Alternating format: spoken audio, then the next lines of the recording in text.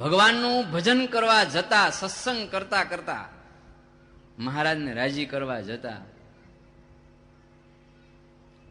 ગમે એટલી વિપત્તિ આવી જાય, ગમે એટલી વિપત્તિ આવી જાય, વિપત્તિનો વરસાદ આવે, એ છતાંય પણ મહારાજ વચનાવતમાં કે રતિવા સારો થાય પણ ઢીલો તો નો જ પડે, સોનાનો દોરો.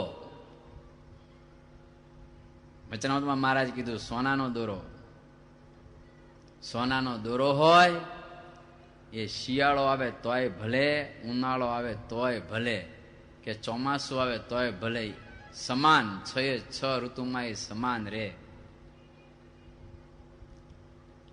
પણ મીણ પાયેલા દોરાની જેમ શિયાળામાં કડક થઈ જાય અને ઉનાળામાં પાછો ઢીલો થઈ જાય, આવો ભગવાનનો ભગત ન હોય.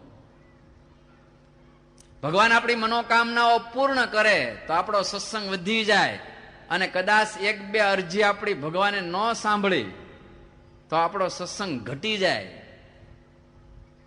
સંસારમાં સુખ આવે તો આપણો સત્સંગ વધી જાય, અને સંસારમાં જો દુઃખ આવે તો આપણો સત્સંગ ઘટી જાય.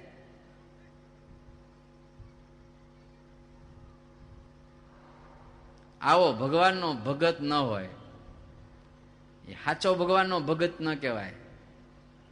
ભગવાનનો ભગત સાચો એ કહેવાય ગમે ભગવાનને કહી દો, મહારાજ તારે જેટલી વિપત્તિ મોકલી હોય એટલી મોકલી દે.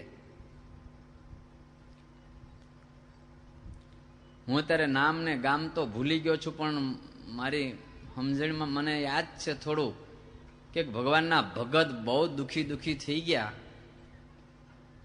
રોગી એવા હતા ને ઘરે બધું કંગાળ થઈ ગયું, હેરાન થઈ ગયા, ને અમે એને જોવા ગયા હતા.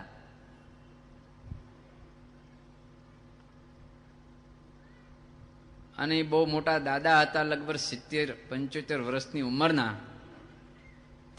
ત્યારે મને એને જે કીધું શબ્દ મને યાદ છે, બાપાનું નામે ભૂલી ગયો છું, સ્થાને ભૂલી ગયો છું, પણ એ શબ્દ મને હજી યાદ છે. મને કે સ્વામી મહારાજને કહેજો હજી કાંઈ મૂકવાનું બાકી રહી જાય તો મૂકી દે, આ ભાઈડો ડરે એવો નથી, મહારાજને કહેજો જેટલી વિપત્તિ આપી એટલી આપી દે. શરીર સંબંધી, કુટુંબી સંબંધી, ધન સંબંધી જે કંઈ બાકી હોય બધું આપી જ દે મહારાજ.